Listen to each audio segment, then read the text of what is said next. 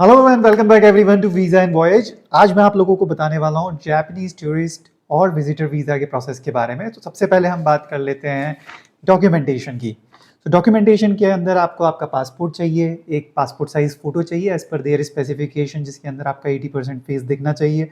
उसके अलावा आपको आपकी बैंक स्टेटमेंट चाहिए। बैंक स्टेटमेंट के अंदर ठीक ठाक बैलेंस होना ज़रूरी है, ठीक है, because Japan is not a country जहाँ पे मतलब हर चीज़ सस्ती मिलती है।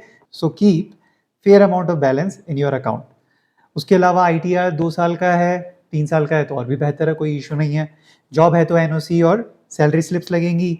एंड बिजनेस है तो आपको रजिस्ट्रेशन चाहिएगा, एमएसएमई या जीएसटी या उद्यम या जो भी आपके पास में है, रजिस्ट्रेशन होना चाहिए। उसके अलावा आपको कवर लेटर चाहिए, आइटिनरी चाहिए अपनी, और hotel bookings, flight bookings and travel insurance. आप चाहें तो डमी भी करा सकते हैं, आप चाहें तो रिफंडेबल बुकिंग्स भी करा सकते हैं, बट कराना ज़रूरी है। तो बेसिकली आपको ये समझने की ज़रूरत है कि जैसा हम शेंगन वीज़ा में प्रोसेस करते हैं ना, कि हम एप्लीकेशन भरते हैं, एप्लीकेशन लेके फिर हम वीएफएस ऑफिस जाते हैं विद ऑल द डॉक्यूमेंटेशंस, वैसा ही कुछ प्रोसेस है यहाँ पे भी।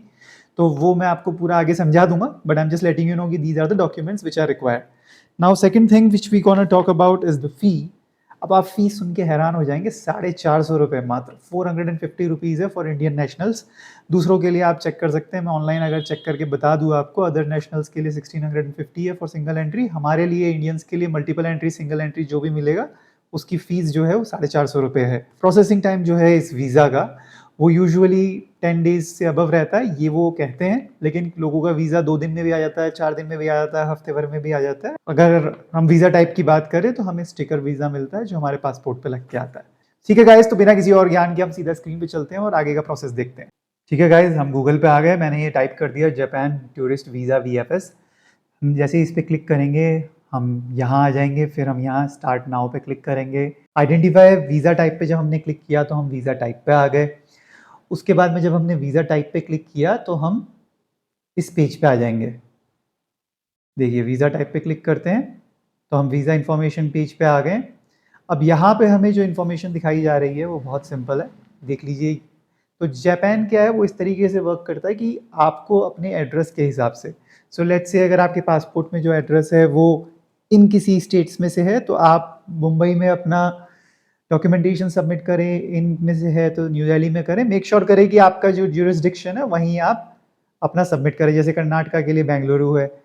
और इन केस अगर आप वर्क के कारण दूसरी जगह पे रहते हैं तो आपके पास बस उसका प्रूफ होना चाहिए कि हाँ आप उस जगह पे रह रहे हैं। सो लेट्स से अगर आप राजस्थान से है, Rajasthan technically comes in new Delhi के ज्यूरिसडिक्शन में, बट आप मुंबई में रह रहे हैं, तो और आपके पासपोर्ट का एड्रेस राजस्थान से है, तो आप बेसिकली क्या करेंगे कि अपने नाम पे जो भी आपका कोई डॉक्यूमेंट है, whether it could be your Aadhaar card, whether it could be your employment letter, और it could be your electricity bill और रेंट एग्रीमेंट, जो भी है जो आपके नाम पे, वो आप साथ में सबमिट कर दें और वो एक लाइन आप मेंशन कर दें अपने कवर लेटर के अंदर, जापान के मुंबई ज्यूरिसडिक्शन में क्यों अपनी एप्लीकेशन सबमिट कर रहे हैं।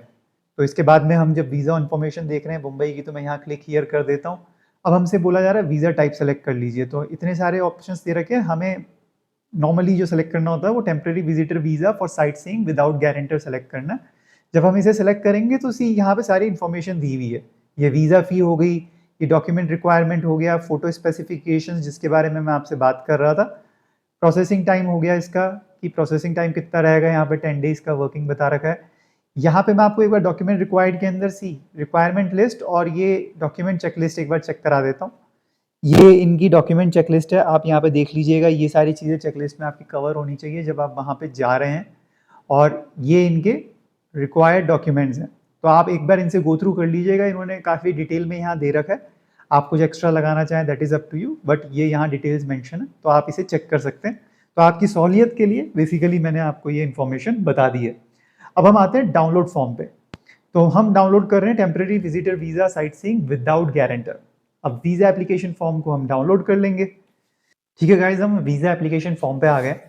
हमारा यहाँ पे सरनेम डाल दिया जैसे मैंने यहाँ पे डाला है, आप अपना डाल दें। आपका गिवन नेम या मिडिल नेम जो है वो यहाँ पे एंटर कर दें। कोई पुराना नाम था या कुछ भी था तो वो आप यहाँ पे एंटर कर सकते हैं। डेट ऑफ बर्थ डाल दें, इनका फॉर्मेट दिया हुआ है मैंने उसमें डाल दी है। प्लेस ऑफ बर्थ डाल दी है। सेक्स मैंने यहाँ पे एंटर कर दिया है। मैरिटल स्टेटस मैंने यहाँ पे सिंगल चूज़ कर लिया है। और नेशनलिटी और सिटीजनशिप जो है वो इंडिया सेलेक्ट कर लिए। ड्रॉप डाउन बॉक्स आता है, यहाँ से आप सेलेक्ट कर सकते हैं। अगर कोई और नेशनलिटी रही है पास में तो आप वो भी यहाँ लिख सकते हैं। उसके अलावा इशू ऑफ आइडेंटिटी कार्ड, यहाँ पे आपका आधार कार्ड नंबर मांगा जा रहा है, वो आप डाल दें। आपका पासपोर्ट डिप्लोमेटिक नहीं रहेगा, ऑफिशियल नहीं रहेगा, यूजुअली ऑर्डनरी होता है, तो आप ऑर्डनरी पे यहाँ पे क्लिक कर दें, पासपोर्ट नंबर डाल दें। प्लेस ऑफ इशू मुंबई है, इशू इन अथॉरिटी में आप मिनिस्ट्री ऑफ एक्सटर्नल अफेयर्स डालेंगे। MEA भी डालते हैं हम, तो अगर आप शॉर्ट फॉर्म में डालना चाहें तो वो भी डाल सकते हैं, बट ठीक है, मिनिस्ट्री ऑफ एक्सटर्नल अफेयर्स यहाँ पर आएगा अगर आपका इंडियन पासपोर्ट है तो। Purpose of visit to Japan, tourism simple लिख दिया, 10 डेज का स्टे है, 1 नवंबर 2025 से स्टे चालू होगा। Port of entry in Japan, जहाँ से आप पहली बार एंट्री करने वाले हैं जापान के अंदर, तो नरीता एयरपोर्ट डाल दिया मैंने। नेम ऑफ दी शिप और एयरलाइन, आप ANA या जापान एयरलाइन जिससे भी जा रहे हैं आप उसकी डिटेल मेंशन कर सकते हैं। उसके बाद में name and address and hotel of the person with whom applicant intends to stay, तो आपकी जो पहली स्टे होने वाली है वहाँ पे जाके उसका नेम होटल का एंड उसका एड्रेस और उसका टेलीफोन नंबर आप यहाँ एंटर कर दें। Date and duration of previous stays not applicable, क्योंकि अगर आप नहीं गए तो नहीं एप्लीकेबल रहेगा। Your current residential address, if you have more than one address please list them all, तो ये आपका मुंबई का एड्रेस हो जाएगा, आपका जो पासपोर्ट में दिया हुआ है। इन केस अगर आपके पास 2 एड्रेसेस हैं तो आप वो सारे एड्रेसेस यहाँ पे एंटर करें। आपका मोबाइल नंबर आप डाल दें। उसके बाद में आपसे आपका करंट प्रोफेशन पूछा जा रहा है, उसके अंदर ऑक्यूपेशन एंड पोजीशन, तो आप जो भी आपका प्रोफेशन है, मैनेजर इन मार्केटिंग, आप वो डाल के अपनी पोजीशन, किस एम्प्लॉयर के साथ आप काम करते हैं, उनका नाम, उनका एड्रेस, उनका टेलीफोन नंबर यहाँ पे आप एंटर कर दें। यहाँ पे आपसे पूछा गया है पार्टनर और प्रोफेशन और ऑक्यूपेशन और if that of parents if applicant is a minor, तो ये अगर आप इन केस ऑफ माइनर जब एप्लीकेबल होता है तो आप डालेंगे, नहीं तो यहाँ पे नॉट एप्लीकेबल हो जाएगा। एंड गारंटर और रेफरेंस इन जापान, अगर नहीं एप्लीकेबल है तो नॉट एप्लीकेबल कर दें। Inviter if somebody is inviting you in Japan, तो उनका डिटेल्स, नहीं तो नॉट एप्लीकेबल कर दें। इनका सबका आंसर जो है वो no no no no no ही रहने वाला है, वो सब सेलेक्ट करके फिर भी आप पढ़ लें एक बार, नो रहेगा। एंड उसके बाद आप डेट डाल के इसका प्रिंट निकाल लें यहाँ से। अब जब आपने पूरा फॉर्म फिलअप कर दिया है उसके बाद में आप सेम पेज पे बुक एन अपॉइंटमेंट पे क्लिक करेंगे। See go through these lines here, जो यहाँ पे डिटेल मेंशन कर रखी है, इन्होंने बहुत क्लियरली बता रखा है कि VFS Japan visa application centre Bangalore के लिए आपको यहाँ पे अपॉइंटमेंट बुक करनी है। For Chennai, Cochin, Hyderabad, Puducherry Japan visa centre also you can either book an appointment और walk in through your submission during their hours, जो भी नॉर्मल आवर्स रहते हैं। और इनके अलावा जो मेंशन नहीं है, for other visa application centres please be advised that you do not need to book an appointment, simply attend the visa centre to begin your application. तो यहाँ पे आपको अगर करना है तो बुक एन अपॉइंटमेंट पे आप क्लिक करेंगे, फिर वहाँ जाके आप ये रजिस्ट्रेशन कर देंगे। रजिस्ट्रेशन होने के बाद में आप सिंपली इस डिटेल्स पे आ जाएंगे। देखिए यहाँ पे ये सिर्फ ये सेंटर्स ही दिखा रहा है जहाँ पे अपॉइंटमेंट आप बुक कर सकते हैं। फिर लॉन्ग टर्म, शॉर्ट टर्म आपको क्या चाहिए, शॉर्ट टर्म, और फिर उसके अंदर हमने टूरिस्ट सेलेक्ट कर लिया और यहाँ पे ये अर्लीस्ट स्लॉट जो है वो 26/9/2025 का वो बता रहा है। इसे हम कंटिन्यू करके आगे फर्दर अपनी डिटेल्स डाल सकते हैं।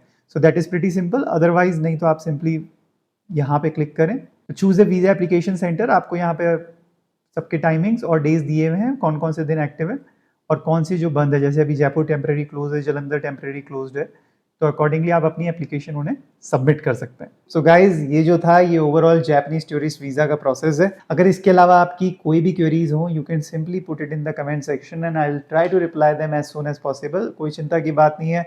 आप लोग दुआ सलाम में याद रखिए। मिलते हैं नेक्स्ट वीडियो के अंदर, and until then I wish you guys a very very splendid day ahead. Bye bye.